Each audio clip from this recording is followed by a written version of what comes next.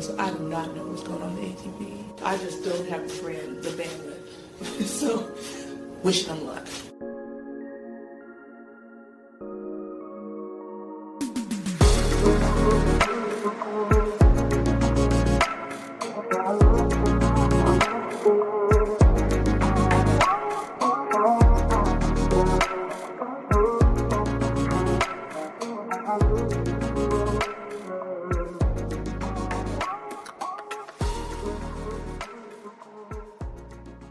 Hello everybody, welcome back to the Body Serve. I'm Jonathan. I'm James.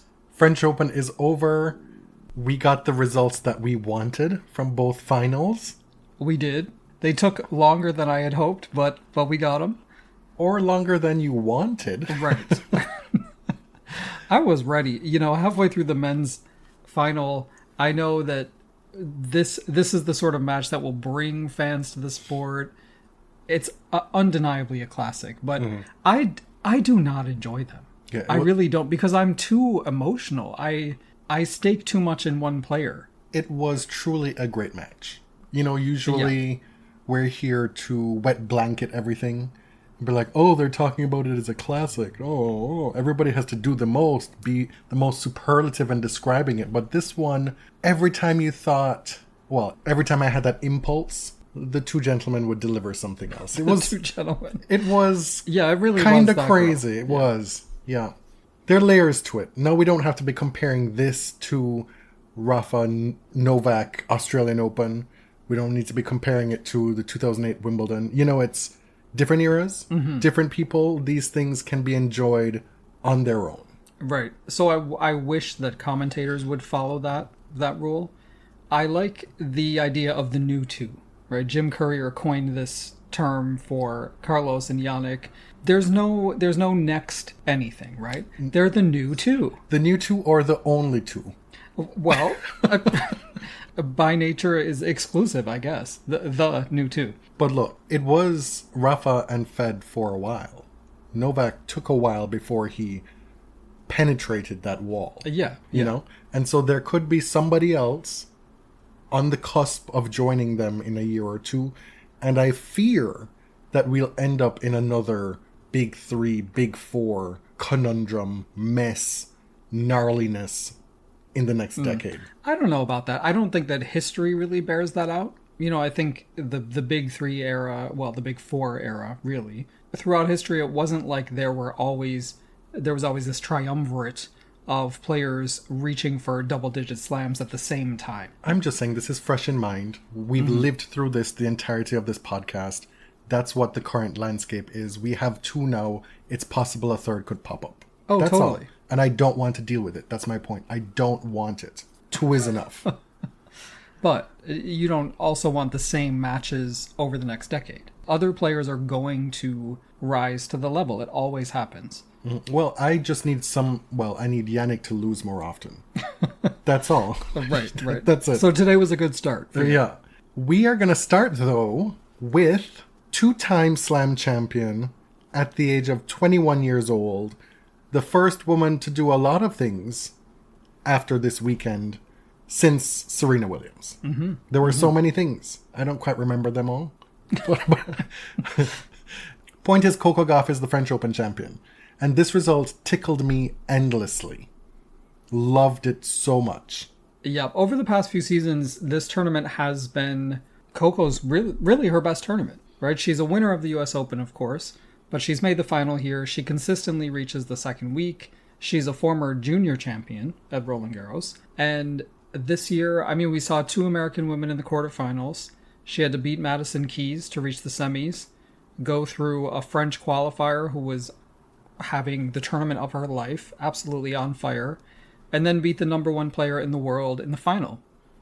What I loved about this run was that she beat Aryna again, firstly. Secondly, that she beat her in a very similar way to the last time at the US Open. Thirdly, that this result happened almost in the same vein as the run to the US Open title happened. I'll tell you the ways. Heading into the US Open summer in 2023, Coco and her fans were in the doldrums. Coco was not having good results. That Wimbledon loss, people were like, oh my God, what is happening? What did she do? She went on to win a bunch of tournaments that summer, ended up winning the US Open. We are just a couple months out from talking about that same scenario with Coco, where people are losing their mind as to what's happening in her career, trying to diagnose, fix everything. It'll never happen.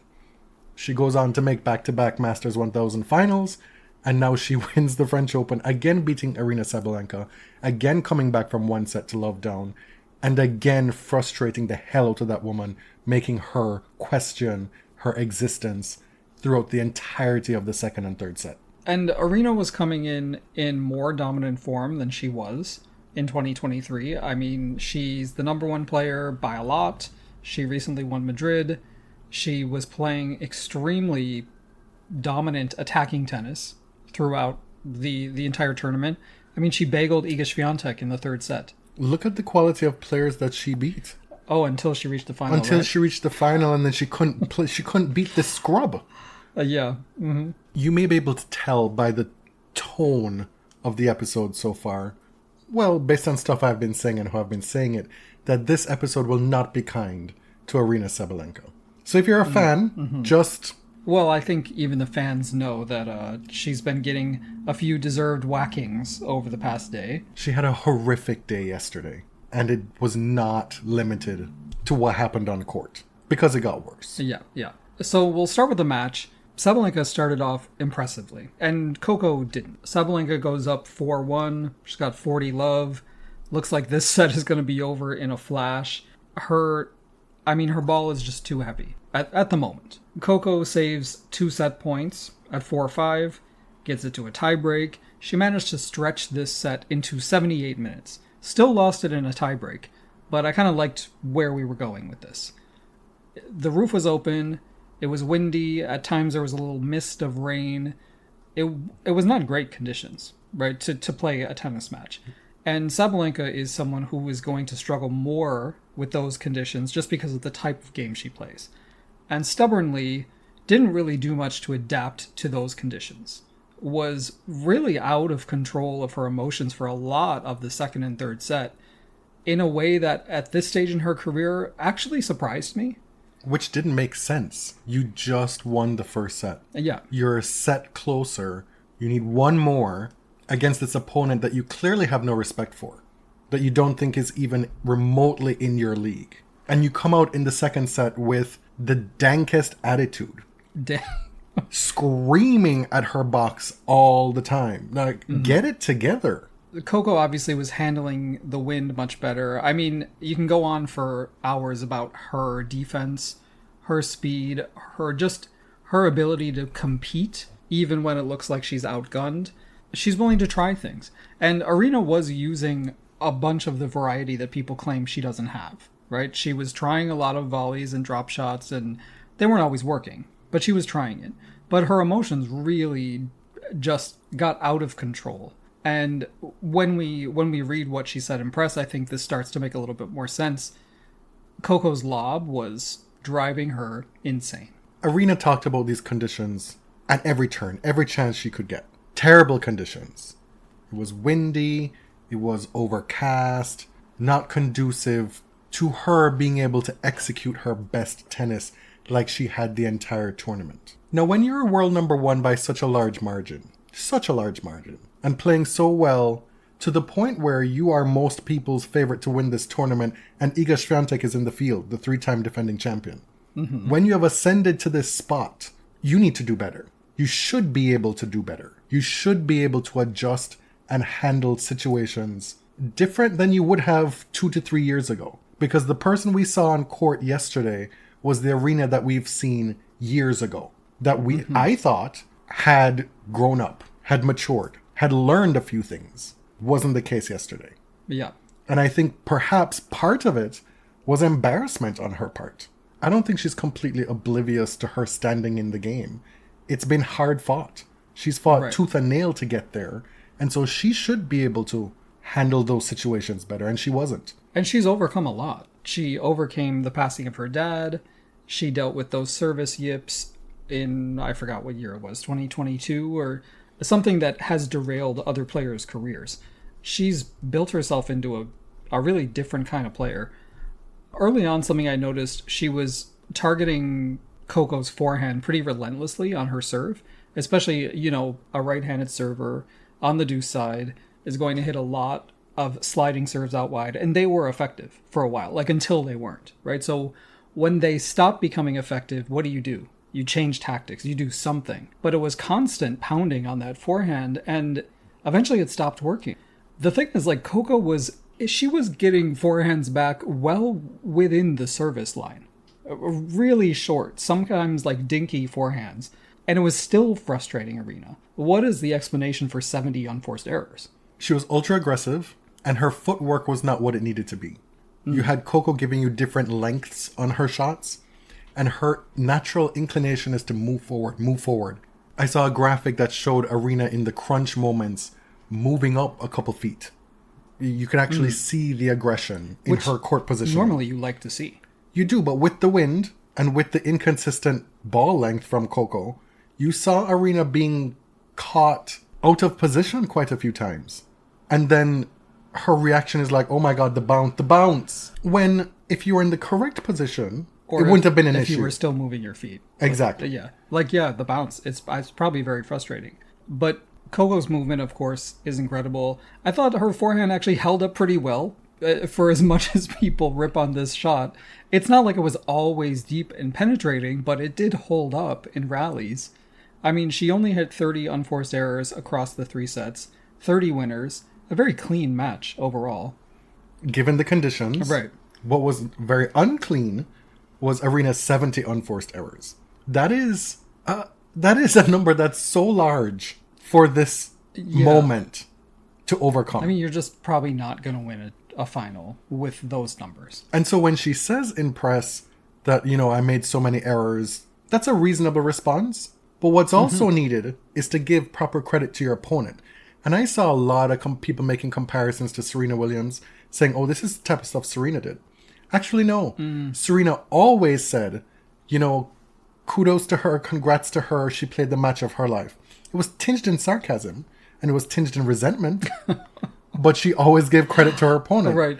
While also acknowledging that she did not play to the best of her ability. And for me, that kind of rubbed me the wrong way when I was younger and when Serena was younger, simply because Serena didn't have 20 slams to her name at that time. She was bringing this aura of being the greatest ever at 21 to these press conferences when she'd lose and be like, what's going on here? Aryna has not earned that. Right. She's not Serena Williams to be that dismissive of people in press. Also, we're not really here to defend Serena Williams. Like, this has nothing to do with her. And as a huge fan of hers, there were a lot of times where I wished she had done better. Where I wished she answered a question more graciously. Like, those things are true, right? Well, you know how it is. Yeah. Serena's retired, but Serena will loom over women's tennis till the end of time. Yeah. But let's just remember, there is no Serena's daughter. The only Serena's daughters there are her actual children. Let's talk about the speech. I guess we should go there. We've been alluding to it. During the speech, Aryna said a few things I didn't like, but it didn't rise to that level until you heard the press conference, right? She mentioned these terrible conditions several times. I looked over at Coco and she looked, I don't want to ascribe any emotions to what she was dealing with. She was probably just concentrating on her speech, but she didn't look that impressed to me.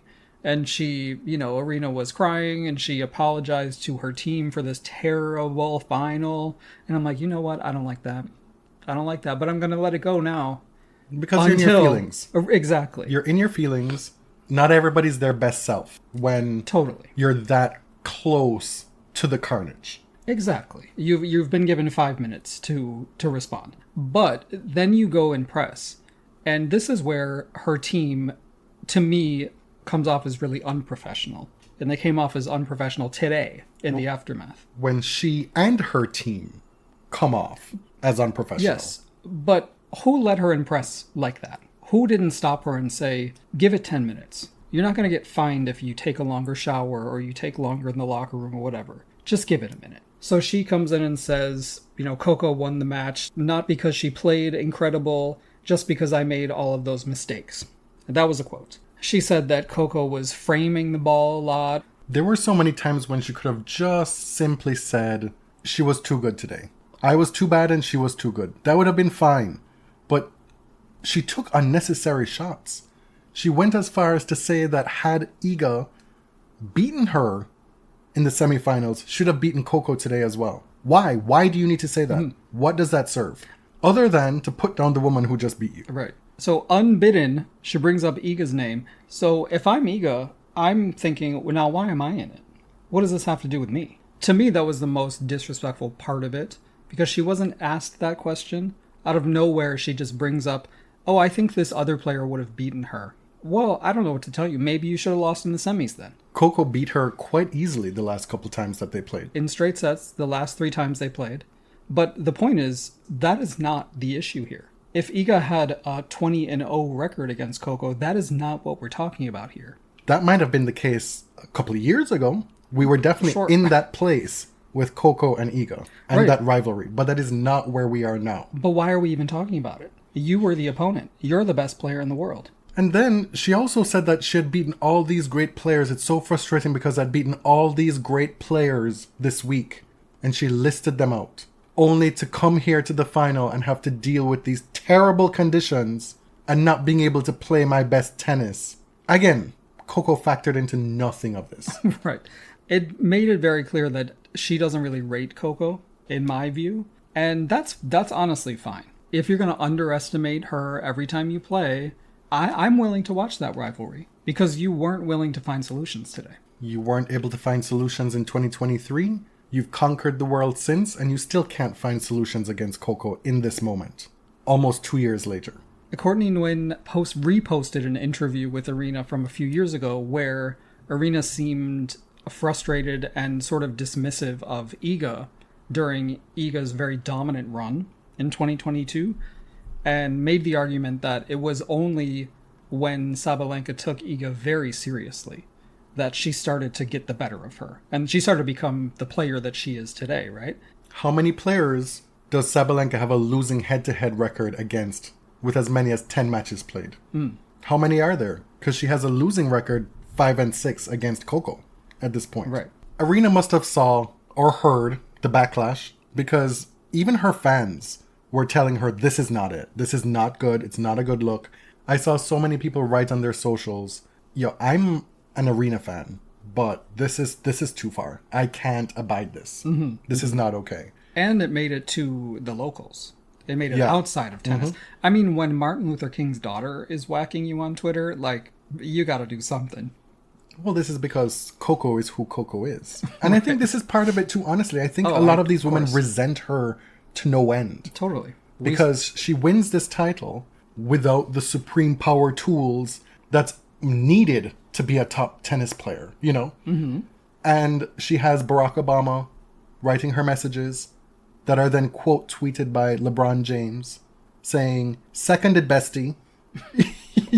That's how it gets out to the locals. So she comes back today and she does an Insta story, it looks like, and it says, yesterday was a tough one.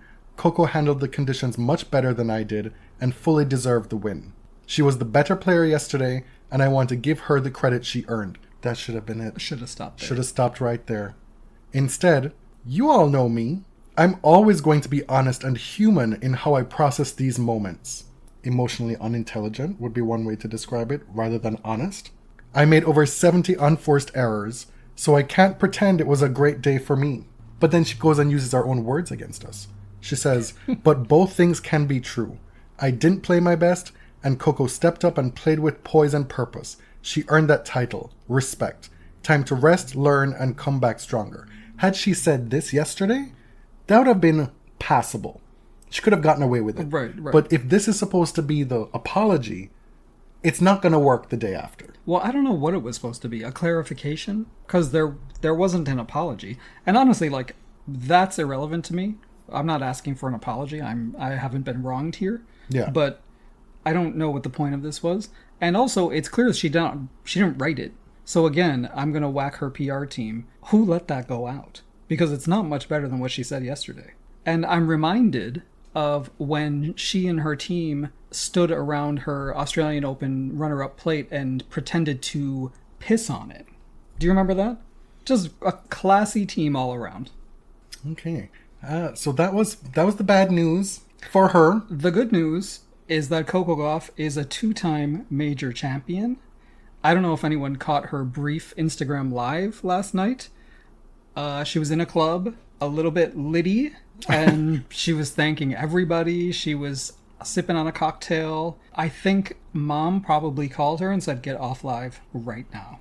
Because it stopped pretty abruptly. She's 21 years old. I know. She's legal in every country, so... Yeah, I know. On the TNT desk, they asked her to open up a bottle of Moet. They were like, now that you're 21... I'm like, wait a minute. This is France. She does not have to be 21. I'll tell you this. The thing I was most impressed with, Coco, and it's the exact same feeling I got from her at the US Open, was this incredible sense of calm. Mm-hmm. Playing Aryna. Even when you're down a set in a slam final. She talks all the time about how disappointed she was when she lost that final to Iga Swiatek a few years ago. And how that really stuck with her. After she won this time, just said, those were some really dark moments for me. Mm-hmm. And so she finds herself down a set again in this French Open final. And she has complete calm. It's almost as if she's unbothered by Sabalenka. Like she knows how to rattle her, how to solve that puzzle. That there's nothing Sabalenka can give to her that she can't handle. She may still lose, but it's not going to be a panic situation for her in this matchup. After expending so much energy in that first set, 78 minutes, losing the first set, she knows, well, my fitness is fine, right? I'm not going to run out of gas here, so let's just get back to work. I'll figure it out. And that's very much what she did in the US Open final. Because what? Pressure is a privilege. And also, victory belongs to the most tenacious. That's what it says on Philippe Chatrier. And most importantly, if you can meet with triumph and disaster and treat those two imposters just the same, then the finish line is in your very near future. Mm-hmm. These are things that Aryna Sabalenka clearly did not heed. Not you quoting Rudyard Kipling on this podcast. I'm offended. Do you have any more tennis cliches? I mean, it's written right there. Why wasn't she paying attention to it? Easier said than done. And now, after the second major of the year, we've had 2 different American women win majors. There was a lot of talk this year about 3 men reaching, the court? No, round of 16? 16? 16s, yeah. Yeah. 3 American men, it was a huge deal. The women keep doing it. And different ones. Mm-hmm. First of all, 2 Black American women beat Sabalenka back to back. I know she just hates to see an American woman coming in these finals now. After the match today with Carlos, they had the TNT studio thing going on, and Sam Querrey was saying it would be hard to pick a better 4 players for this championship weekend, except for maybe an American. And I was like, excuse me? And then I believe it was Patrick who had to correct him and say, well, what are you talking about? You mean like American? He's like, yeah, American men. He's like, oh no, I meant a real American. Right? One who can't even get to a semifinal. Where were they going to go to get to the final? Tell me. Mm-hmm. It hasn't happened since Andre Agassi, an American man. And that was one of the biggest surprises in the history of all tennis. Mm-hmm. Him winning that tournament. For all the talk of Coco's struggles, here she is, number 2 in the world, number 2 in the race, semifinals in Australia, 2 Masters 1000 finals, and now the French Open title. Again, the perfect example of how quickly your fortunes in tennis can change. How quickly how you view someone's season can change. Some other stuff that happened before we got to the final. Of course, the semifinal, Sabalenka beating Swiatek, a huge deal. I mean, Iga has been in the final here for the past 3 years, has won. In this case, the conditions favored Sabalenka, right? So maybe Iga felt salty about that. They were indoors. The bounce was much lower. Iga was having a lot of trouble handling it as the match went on. I mean, they both made huge adjustments to the conditions, which you love to see. Like, There was a stat about the RPMs on both of their forehand dramatically, I mean, really to an impressive level, decreasing due to the conditions, hitting flatter. But Aryna's aggression in those conditions was just way too much for Iga. The bagel set surprised me. Conditions or no conditions, you give Iga Swiatek a bagel on clay, on Philippe Chatrier, that is wild. Yeah, especially after Iga had won the second set 6-4, momentum should be with her, and then it just dissipated. I mean, she won all of 6 points in the third set. This contributed to Aryna losing her mind. Well, I think thinking I've done the hard one, right? I did the hardest feat in Roland Garros in the semis. And not only that, I bageled her. I vanquished her, kicked her to the curb with a bagel. Gave her something to eat on the way out. In the other semi, of course, it was Coco Gauff beating Loïs Boisson, the French qualifier, 6-1, 6-2. Boisson had a number of incredible victories this week, including Jessie Pegula beating Mira Andreeva in a very intense atmosphere. Andreeva, without the experience, could not handle that crowd. But Boisson kind of met her match, and I think physically was totally wiped out by the time she reached the semifinal. It was one-way traffic, and Coco did a good job to set the tone from the very beginning. Do not let this crowd in at all. She gave them nothing to munch on. And even when they were cheering for the opponent, she just said, I imagine they were cheering for me. Right, this is the kind of delusional behavior you need as a top athlete. Boisson started this tournament number 361 in the world and will jump to number 65. She had been out for a lot of last year with an ACL tear, and she returned to the ITF circuit in February of this year. Before the French Open, she had only played one WTA level tournament, which was Rouen. I have to be honest, I didn't expect Coco to win this tournament. Oh, neither did I. It genuinely surprised me. I thought Aryna was going to win this tournament, which is why I said to you, we had this conversation, who would you rather Coco play in the final? And I said I'd rather her play Iga, based on how Coco has been able to play her the last couple times, and with all the struggles that Iga had coming into this tournament. Oh, and I said Sabalenka just because of their head-to-head and because of their last major final. I just thought it was a better matchup, game to game. Sure, maybe you could make the argument that she had an easier draw, but would Coco really have been in danger of losing early at this tournament? I just don't see that for her. Historically, she's done well to reach the second week consistently. She's very secure and safe in the early rounds on clay and at this tournament. Madison Keys, that match probably helped her a lot going into championship weekend. And as it turned out, I think you were right. The familiarity with Sabalenka's game and having done it before, and then being able to pretty much execute it in the same way again, it's what she needed in this final. And whereas Aryna feels that she's beaten everybody else and she should be able to beat her no problem, what does it say about you, ma'am, that Coco was probably looking for you most in that final compared to other people? I love that delusion, as I said, but that delusion hits much more before the match and after it only if you win, right? Because otherwise it's just delusion. It's not confidence. I still want to caution, though, that Coco is still 21 years old. Now she's won 2 majors. Do I expect her to go do the Channel Slam? I do not. Do I expect her to win another slam this year? I do not. I'm still having a lot of patience with her in her career. Because, let's be frank, for all the talk about the disappointment and the lack of development in her game and the struggles, she's achieved way more at 21 than I would have expected. Yeah, and she's won 2 majors with technique that needs a lot of work. The mind is there, and that's kind of the part that you can't teach. So if everything else catches up at her age, come on. Coco Gauff, the number 2 seed, beat Aryna Sabalenka, the number 1 seed.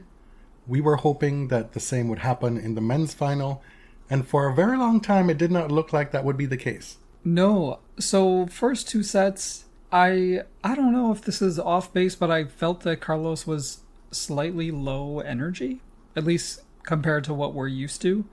I don't know. I mean, the decision making wasn't necessarily there, which we are used to. He lost that first set against Musetti. In some ways, lucky that Musetti was hampered because it was a hard-fought match. But Jannik came out, I mean, just absolutely pounding the ball, right? And the conditions were a lot better today. The ball was moving quite a bit faster than yesterday. Jannik was robotic. Yeah, like scary. It was video game tennis that he was playing for a large portion of this match.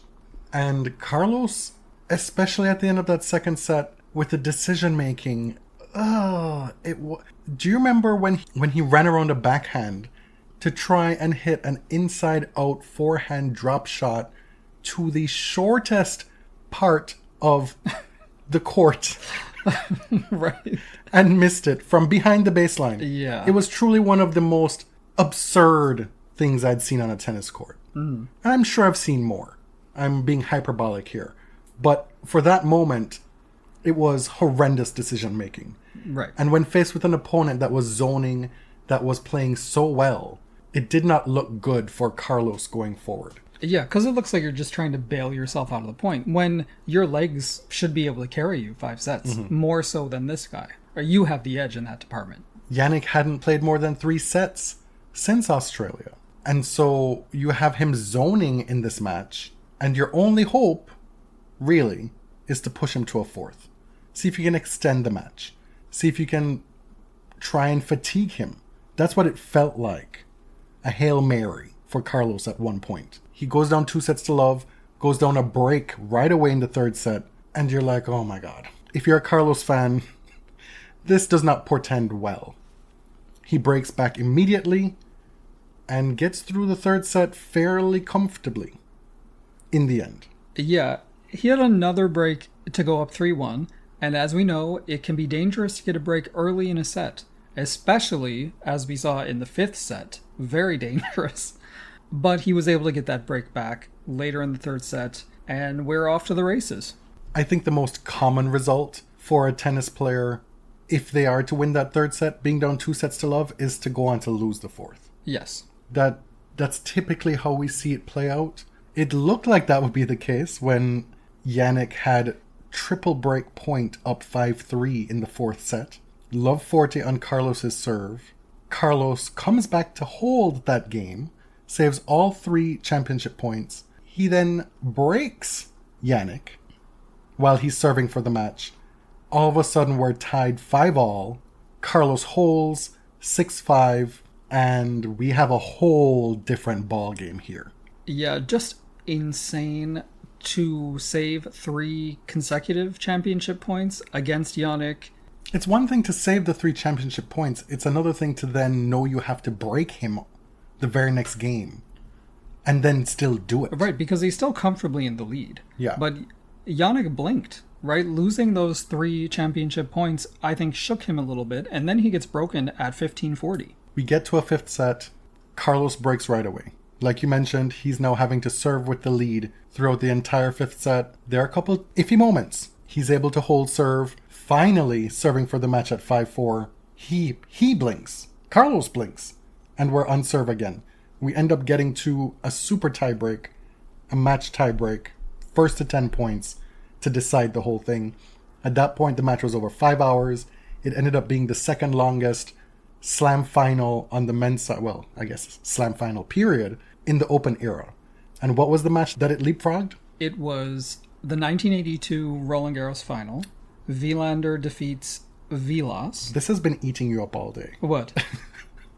Which match did this one leapfrog to become the second longest slam final in history? Oh, I thought we were talking about Roland Garros final. No. You were yelling at the screen, telling them that you got that wrong, that wrong, because you thought they were talking about Roland Garros as opposed to all they slams. needed to be more clear about what stat they were talking about. So which match am I talking about? I don't know. Rafa coming back from 2 sets to love to beat Medvedev at the 2022 Australian Open. And what does Carlos do here? Come back from 2 sets to love down to beat Jannik Sinner. What was frustrating about this 5th set is, all right, again, Carlos loses serve late in the set. He had an early break. It was reminding me of that Australian Open final with Roger and Rafa, where Rafa had an early 5th set break, couldn't hold on to it. They're really hard to hold on to, right? Yeah. especially if you get it early in the set. But how he lost it was another drop shot that he refused to follow to the net. Do you remember? Yes. He hit a great drop shot. Jannik, I don't know how he got there, but he got there and put it away, and Carlos was not ready. He was not in position for it. He wasn't moving forward. That was a mistake he did not make again in the tiebreak when given the opportunity. Carlos had to hold serving at 5-6 to get to the tiebreak. He ends up doing it by hitting a short-angled backhand cross winner from well behind the baseline on the run. And that just activated beast mode for him. Because how he played in that tiebreak, wow, what a moment. Yeah. Goes up 7-love in that tiebreak and closes it out with a shot that you'll see replayed over and over and over again. Truly one of the great winning moments in all of tennis history. That forehand pass? Yes. On the run, forehand pass down the line, falls to the ground. It's over. But, I mean, the point that gave him 4-love, for example, in the tiebreak was another drop shot. This time he was better at following it, and he swatted that forehand past Jannik. I don't even know if the return was going to go in, but he made sure that he took care of it. Early in the fifth set, it looked like Jannik was really struggling physically, and I'm sure he was, but it didn't really show. Losing serve in the first game, I think the commentators were expecting that he was about to go away, that his legs were gone, and that simply was not the case. Like, incredible competitive will from him in a very difficult situation, knowing that he did have a lot of really good chances to end this match about an hour and 40 minutes ago. The level that Carlos was able to find to win this match in the end, so impressive to me considering Jannik had the momentum. He broke back for 5-all. He started to find his first serve again, which had deserted him for a long time. Jannik was holding fairly easily now to get into this tiebreak, and Carlos just flipped a switch. It truly was impressive stuff. Yeah. And in the end, I mean, throughout the match, Carlos got a lot of looks at second serves. And if Jannik has a weakness, maybe a second serve is, you're able to connect on it, at least. And he won a greater percentage of Jannik's second serves than vice versa. But in the end, he didn't really need that. Sinner still has never won a match that's gone longer than 3 hours and 50 minutes. His 5-set record is still pretty bad. Luckily, he doesn't need it often. Carlos, I think, has only lost one match that's gone to 5 sets. But he had never won a match after losing the first 2 sets. So it was going to be a first for one of them in this match. Both were also unbeaten in Slam finals. Jannik being 3-0 and Carlos 4-0. Now Carlos is 5-0. This was big babe tennis on the men's side, right? This was huge hitting on clay. We're going to see a lot more of these types of matches between them. Both of them hit forehands that clocked over 100 miles per hour. I mean, the power was just, especially, it felt like from Jannik for a lot of the match, just impossible to deal with. It's felt like he's been a top player for much longer than he has. Jannik was coming for a long time, and then he finally arrived in 2023, but it's felt longer to me. I keep thinking he's older, and I'm like, oh shit, he's only 23? Like, this is going to be a long reign. Because you wouldn't let me answer that other question. Okay. The longest Roland Garros final previously was Wilander-Vilas in 1982. That went like 4.5 hours or something, or 4 3/4 hours. Interestingly, it was only 4 sets, and 2 of those sets were a bagel and a breadstick. Oh. I don't know how they stretched it out that long. In the semifinals, Sinner beat Djokovic in straight sets. And Alcaraz, like you mentioned, beat Musetti in 4 sets, with Lorenzo having to retire in the 4th set. There have been a lot of retirements in the semifinals at Roland Garros in recent years. Mm-hmm. The semis weren't super exciting, although I will say I was impressed with Djokovic in the semi against Sinner. I thought he overperformed based on his preparation. And I do think if he had managed to scratch out that 3rd set, the match could have been way more complicated for Jannik. Okay. I also think it's emblematic of where Djokovic is in his career right now. Right. Because he shows these flashes of brilliance. He's able to hang with Jannik. But in the end, you get these inexplicable errors that you just never saw from Novak in his pomp. Yeah, I think this is where I expect him to reach now at this stage in his career. I think a semifinal at a slam feels correct. The quarterfinal against Zverev, that was an interesting one in that it was not interesting at all. Zverev winning the first set 6-4, and then it was pretty much one-way traffic for the rest of it. And it was marked by just this total refusal to take risks and total lack of creativity by that guy. Up until that point in the tournament, the commentators were mentioning 1 point in this specific match as the point of the tournament. Mm-hmm. No, I did not watch this match. I'm not going to put myself through all that. Well done. I'm not asking for a cookie. I'm just saying I can attest to what you're about to say. Mm-hmm. But the point started out with just pat a cake tennis, backhand cross, backhand cross, backhand cross. It was long. Right. And then it had futility on that guy's part, failing to close out the point multiple times at net because he's inept. A number of overheads that should have ended the point. And so it looks really impressive that Djokovic is doing all this to get points back when the point should have been over. And so finally you have the winner, and it's like, oh my God, the point of the tournament. And yet again, that guy's standing at the net looking bereft, as he has so many times in his career, because he does not have the range. Well, you had chances to pound an overhead and just kill it and end the point probably 10 strokes ago, and you didn't. I don't get it. Like, what is the game plan against someone like Novak? If you're not going to go all out and be aggressive, you don't do anything better than he does, right? You have physical gifts that he doesn't have, right? You have height. I guess that's it.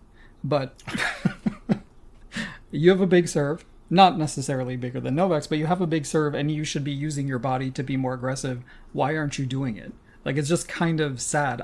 I could never be a fan, even if he was a nice guy. Well, if he were a nice guy, then that would be a little bit mean. But he's not. Right. At this point in your career, at your big age, if you're not willing to take chances, do things differently, come up with a different game plan, what are we doing here? In the quarterfinals, Musetti versus Tiafoe, that thing happened where Lorenzo kicked a ball and it hit a lines person. It wasn't that hard, right? The person wasn't injured or anything, but the disrespect is off the charts to kick a ball and hit a lines person and continue bouncing the ball with your racket hand as you went over to apologize. Mm-hmm. That's the part that was crazy, that it was like so routine. This is so much part of my routine. I'm not going to break it. I'm just going to slowly walk over and say, oops, sorry about that. Francis pointed it out and was like, hello, did you see that? To the umpire. And he did get a code violation warning for unsportsmanlike conduct. Some people, of course, are going to say that should have been a default. I am of the opinion that it should have been something in between. I think it should have been like a pretty severe punishment, but probably not a default. They seem to err on the side of how much the injured party is injured. Exactly. For me, I'd have thrown him out. That's how I would deal with all of them. That's the only way to stop it.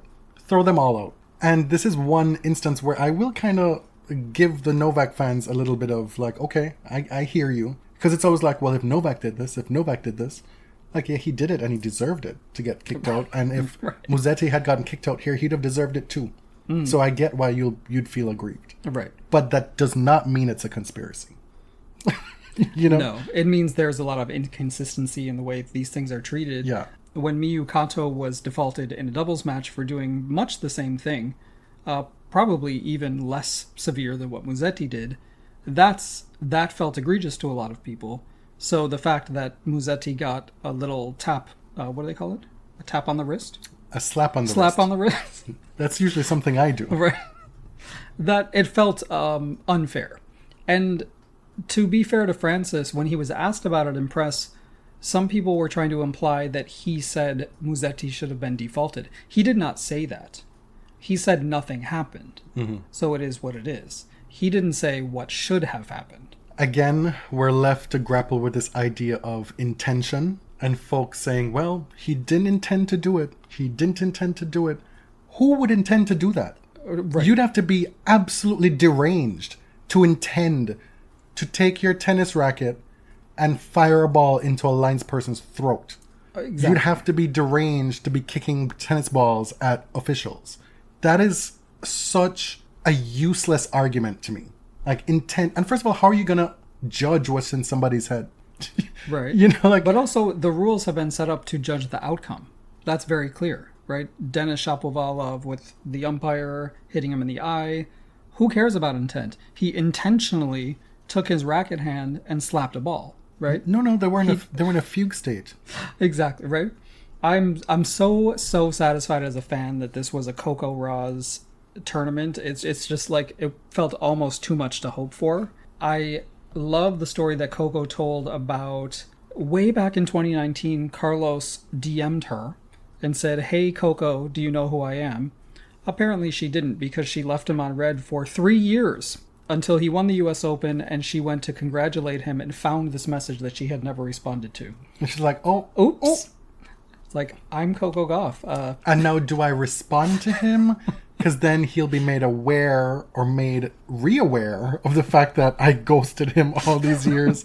Right. Maybe you find a different way of reaching out. Have your agent send something to his agent, or you're on Twitter. Is he on Twitter? I don't know. Use a different social media. Send him a TikTok. Tag him in TikTok. But he congratulated her after her victory yesterday. I love the idea that they have some sort of kinship. You know, I think they'd be cute friends. That's it? Yeah, that's weird. I'm not trying to ship people who are much, much younger than me. That's none of my business. I'm just saying that's where people leap to. And, you know, and they're they always can trying do to that, ship people all over the place. But I'm not doing that. Trust no man. How about that? This tournament got the top 2 seeds in both finals. And to be clear, it was the situation and result that we deserved as fans of the game. But it was not the result that the French Federation deserved. No. The scheduling issues got worse. Or should I say, they stayed the same, but just by compounding, they got worse. Madison and Coco, 2 American women. TNT has just spent $650 million over 10 years for the broadcast rights. You know, they pay that to Roland Garros in part, right? The tournament makes a lot of money off this. Madison and Coco are scheduled first on, which means it's going to start at 6 a.m. in New York and 3 a.m. in Los Angeles. So American viewers are not watching this. And I realize it's not an American tournament, but women have been first on every single day on the Chatrier Day session. It's a crappy slot, and it's consistent. The tournament finally just came out and admitted, yeah, we're not going to be scheduling women in the night session because we are afraid of a 2-set route. And instead what you get is a 3-set route with Tommy Paul and Carlos Alcaraz. Mm-hmm. Just a complete demolition. It was unclear if Tommy was going to win any games in that match for a while. Meanwhile, you have Iga Swiatek and Jelena Rybakina sitting right there. It should be a no-brainer. If you were even remotely concerned about the optics of it, you were handed the match that you would have been hoping for when the draw came out. When the draw came out, the scheduler should have been like, well, if this comes to pass, this is the one bone we're going to give them. Right, because in the past they have scheduled a women's match here and there. You know, I think 4 times since they started doing the night sessions. But it was just so embarrassing. It just continued to get worse. We've had a lot of people reach out to us about the kits. This happens every slam. Every slam, people want us to talk about the kits. Hasn't always been our favorite topic to talk about. This tournament, there was a lot to talk about. A lot. And I have to say, while I don't think Carlos's kit was a quote-unquote slam-winning kit. You know, I have something to say about that. Wait, let me get there. Okay. I'm serving another purpose here. While I don't think Carlos's was a slam-winning kit, Jannik's sure as hell wasn't. It was giving old maiden type shoes vibes. And it puzzled me so much because it wasn't unfixable. It was just a series of really bad choices. On paper, it could have worked. No, it couldn't. A simple thing like unbuttoning the top button. And I think it's maybe emblematic of Jannik as a person, that he's so buttoned up. But when you have that kind of rugby shirt aesthetic thing going on, And clearly it's part of a collection. It's by design because both he and Carlos put on the full long sleeve rugby shirt after the match. Yeah, right? which was generally much better. Right. But when you unbutton the top button, I wanted, while I was sitting there watching the match, to just reach through the screen and just shift it a little bit. You get a different look. You get more color. You get a little bit more white to break it up, to give it a little something. And if you were designing that outfit, you could have done a little pattern there on the opening. You could have added a different color. You could have done like a little green and white zigzag or something to break it up a little bit. And then the real crime is to pair that outfit with those socks and shoes. Crazy. The whole thing, I tried to see the vision in my head the whole time. You're trying, but there was nothing you could do. There was nothing you could do to the collar or whatever. It was completely hopeless. The colors together were dorky. They were ugly. The blue hat, the blue shorts, the collar is white. Why is the collar white? It looks stupid. It's giving a baby doll neckline. It looked like a dress that Annie would wear. Yeah. I know people said he looked like a toddler. Yes, it looks like a toddler, but there are a lot of fashionable toddlers out there. You could go to Target and get much better baby clothes than this. Honestly, and this is not to body shame him, he has an awkward body. He does. I think that is kind of shaming, isn't it? I'm trying to explain the fashion of it here. But there are ways. when you open the button, you broaden the shoulders as well. That's part of it. Mm. I think that kit on somebody else could have done different things. His strict adherence to the cap also does not help. No. It does not help. It did not help. Carlos's kit, I liked it. You know I'm partial to black and white. It had the thin strips of color in between the black and white.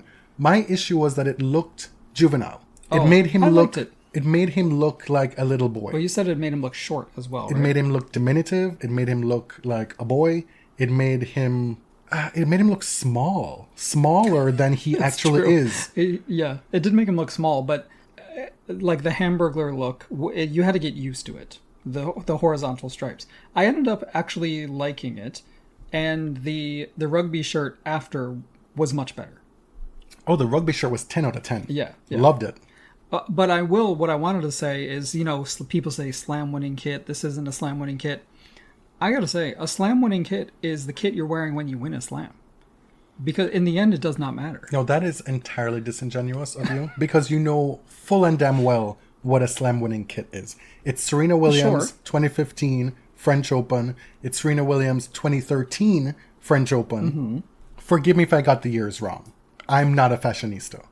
But there's certain kits. Coco's at this tournament, a slam winning kit. Yeah, I wasn't even the biggest fan of the New Balance kit, but the leather jacket was really cute. Right. That was great. There's something extra there that you don't have to wait till the day after to put on a cute outfit to look cute with the trophy. Mm-hmm. You win the tournament, you stand on stage, you take your pictures, and you're looking fly as fuck. Right. Now, let me set the scene here. Jack Draper has been a fave among people thirsting after male tennis players, and I never really saw the vision. However, when he appeared in his practice kit that was sleeveless, and I've said that he has put on a lot of muscle over the years, his body has changed a lot, I started to see the vision. Started. Not fully. Because I'm not really captivated by the aristocratic jaw, and I will not explain further what I mean by that, but you know what I mean. But then they put him in the series, right? Like the short-sleeved Nike horizontal stripe thing. The red one was ugly. Terrible. Didn't like it. Terrible. So Jack should have continued with the sleeveless. Sabalenka's kit, horrendous. Actually, do you mind if we save that to the end? Okay. But let me start with the good ones. Okay. Victoria Mboko, who had a great tournament here. Her yellow Wilson two-piece with the pleated skirt was fantastic. It was definitely one of the top 3 kits for me. Alicia Parks also had a really nice two-piece with the pleated skirt. Victoria also wore a white cricket sweater in press. I don't know if you saw that. I did. That was a nice touch. Leila Fernandez was wearing a lilac, I'll call it lilac, I think that's accurate, Lululemon, kind of an empire waist dress. Very simple, gorgeous, look great on her. She consistently serves simple and gorgeous on a tennis court. I loved Ostapenko's kit. Loved it. The forest green color was gorgeous. Yes. I thought the fit was great. The design was great. It was different to what most of the women were wearing. Loved it. For me, the winning kit of this tournament was Frances Tiafoe's sky blue monochrome look, also by Lululemon. And we talked about this privately. I don't think you were the biggest fan. To me, it was so matchy-matchy. It was so over the top with the monochrome. It was audacious even. It tipped it from lack of taste to supreme taste. It was gorgeous and perfect, in my opinion. Wow. Yes. Firstly, at you using matchy-matchy. That is a Jamaicanism. No. It is. What about Project Runway? Well, you think they stole it from you all? I'm just saying we say that. Okay. And whenever I say it, you laugh. So Because it's funny. Okay. My problem was that there was no accent color. And I don't need a neon. I don't need another burst of color. A simple black piping somewhere, anywhere, under like the chest line. Something. Any little piece of black. If the headband had like black pipe. Something. No, I just needed a little bit. That's why it worked, because it went so far in that direction. It insisted upon itself. I understand what you're saying. I'm saying I disagree with what you're saying. That's fine. Now, I stopped you earlier, but Aryna Sabalenka is supposed to be getting custom kits. I don't believe this one was a custom, because somebody else was wearing it. But the Miami Dolphin colors, the little cutoff at the small of the back, I was so mad for her. It was ugly. It didn't fit her well. It's just offensive to me as somebody who loves the sport that Nike would put their top player in this. And it has nothing to do with her, because she looks great in other kits. This was so upsetting. She clearly likes the cut. She likes it. She feels comfortable in it. She wants it. Clearly at this point. I can't imagine being number one. But the Miami Dolphin corny colors, oh God. It was not good. No, and the thing with seeing your two number ones look so Pedestrian. dumpy, frumpy, pedestrian, it made me mad. Because we know, for a fact, pretty much, that Nike does not care about tennis. They have a few players wearing custom kits. The player who, Aryna supposedly has a custom deal, but that wasn't one. If Nike doesn't care about the sport, get them out of here. But this may sound dramatic, but it makes me mad because I care about this sport. And if Nike doesn't care to dress these players, then go take your money elsewhere. Go invest in a different sport. They'll find an alternative. TNT is pumping money into tennis. They are. Do you like that segue? Mm-hmm. So the way coverage works here in Canada is TSN is like our major sport network. It's like ESPN. If you have the app, you get all 5 TSN channels. And then if you have the Plus, they're also showing a bunch of different courts. So usually we can choose to watch either the major US coverage on TSN, or on the app you can watch the World Feed. For the most part, we're watching World Feed. So we don't hear the McEnroes. We can tune them out voluntarily. But to the listeners' larger point of our thoughts on the TNT coverage, we got it in stops and starts. We got it in bits and pieces. We'd see clips here or there. We were able to track down the segment with Venus, Sloane, and Coco early in the tournament. We were able to watch the tournament wrap up after the men's final today. They did a bit of a look back at some of the best moments, their favorite moments of covering the tournament for the first time. I would say I got a better feel of what the coverage from TNT was. And by and large, I like it. Minus the Queries of the world, minus the White Cocos of the world, minus the McEnroes of the world.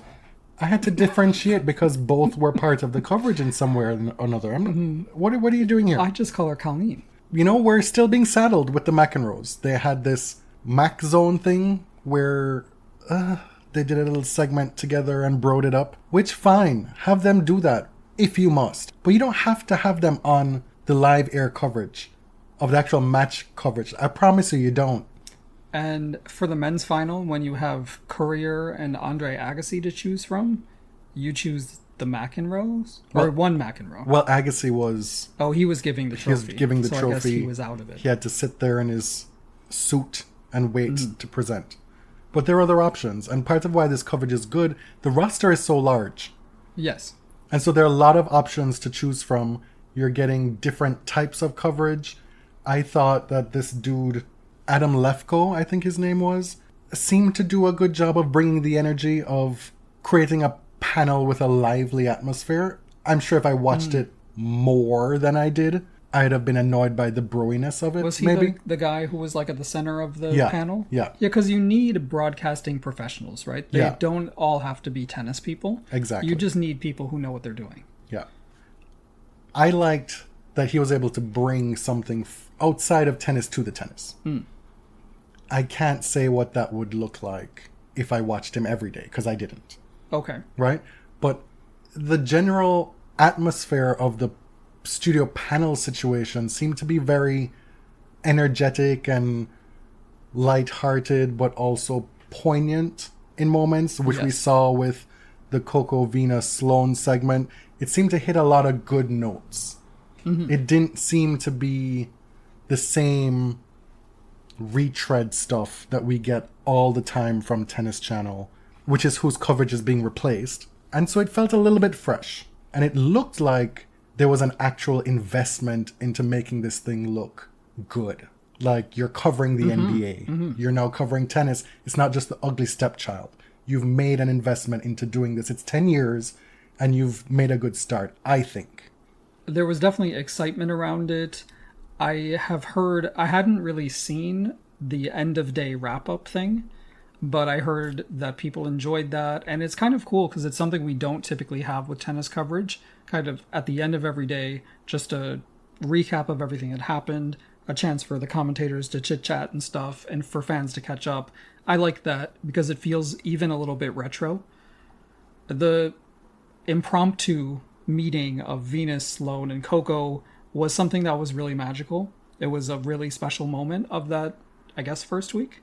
I really enjoyed that Sam Querrey had the good sense to sit there and eat his food and be quiet. Didn't say anything. After the payola that he went through to get this gig. Yeah, more on that in a second. I really, I always have liked Lindsay Davenport as a commentator. I think she's one of the best there is. Brian Anderson was great. More about the Venus. I didn't really see Venus outside of that panel. I'm sure more of you saw her more, but I don't really know what she was up to for TNT. Seeing, 3 black women, 3 runners-up of Roland Garros, and now one of them is a winner. Just to see them interact is a gift and kind of funny and cute. But to see Coco fangirl out about Venus and ask her questions and vice versa, it all felt very special and meaningful. You said more on that later. Well, I guess it's 30 seconds later. We're here. Later is right now. I didn't want to give short shrift to the Venus thing. Okay. Ben Rothenberg did a story on Sam Querrey's journey from retired player to TNT broadcaster. And we learned how and why there's this Dude Bro podcast. Yeah, that was interesting. So Sam apparently has always thought of himself as funny. Other people have thought he's funny too. Going back to the Vine days when he did his little dance things. Ben, as the reporter said, that never came through during his career. That was a bit of editorializing. But in his retirement career, Sam was determined to get a spot on a broadcasting team. And because he has the means, the money, he was able to hire a content agency to basically build himself an online presence and fight for that job. Not everybody has that. So part of the output, was his social media presence, but the podcast with John Isner and Steve Johnson and Jack Sock is simply born of pumping a ton of money into this content agency so they can create a podcast for you. This is the part that kind of pissed me off. Pissed me off too. Yeah. And maybe I'm being like super petty, but the reason you started to see all of these videos hit your feed is because it was a very professional output doing it. There's nothing organic about it. It wasn't 4 friends who got together and said, hey, we should have a podcast. It was an agency that somebody paid a lot of money to come up with that idea. And of course they say everything we do on the air is our ideas, but I'm tired of these professional podcasts coming out and saying we're so independent, we're the most independent. No, you know who's independent? People who do it at home, who broadcast sometimes to a few hundred listeners if they're lucky. Like, there are a lot of podcasts out here that are genuinely not beholden to anyone.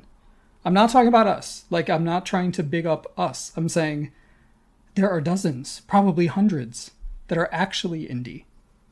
Who do their own editing, who do their own PR, who do their own marketing, who do it as a second, third hustle kind of thing. That's where it rubs me the wrong way. Yeah. Specifically, as you said, when they try and position themselves as being independent. Because it's payola. It's payola, and it's also, well, let me call my buddy John Wertheim over here to be my pseudo co-host or full-time co-host or whatever, but then also claim to be the most independent voice in tennis. It doesn't add up. Oh, I will say, for all of the money that Sam Querrey put into getting this job on TNT, I barely heard boo from him. I barely heard 2 words from him. That's probably for the best. Right. So I don't know if they'll keep him. I don't know how he did. The last thing on the agenda, which we started, I guess, over a week ago, is Jonathan with a confession, and I have no recollection of what that is. I wrote it. I guess I should have been more specific as to what it was. Okay, well, I'm sure you'll have another one next time. Final closing thoughts on this 2025 French Open. For being officially the first post-Nadal Roland Garros, I felt like there was a lot of energy. There was a lot of excitement about what could be in this era, and on the men's side especially, an insistence that this era has already begun. We're well into it. The last 6 slams have been won by the same 2 guys. The new 2. Yep. The tournament began with the Rafa tribute, with the unveiling of the plaque on the surface, and it was there, still visible today, while this epic match was going on, with Carlos doing something that Rafa was the last to do. Come back from 2-0 down in a men's slam final, and to do it on Rafa's court after his foot has been immortalized there. It was the perfect ending to this tournament. It was the perfect ending for me on the women's side yesterday. I feel very pleased with the results of this tournament. I misspoke. Jannik did it as well at the Australian Open. But even then, it's symbolic because he's in this match. He's the one who is now on the opposite end of that. There was a lot of poetic stuff happening this weekend in tennis. And it felt good to be on the right side of it. For me. One last thing I'll say. Everybody went up there thanking Amelie Mauresmo. Not necessary. No. Didn't like that part too much. That brings us to the end of episode 383. We are trudging along toward 400. My name is Jonathan. You can find me on Blue Sky at Tennis John. And I'm James at ElliotJMR. 2 L's, 2 T's. Everything Body Serve related can be found on linktree.com/thebodyserve. Thanks for listening. Till next time. Thank you very much.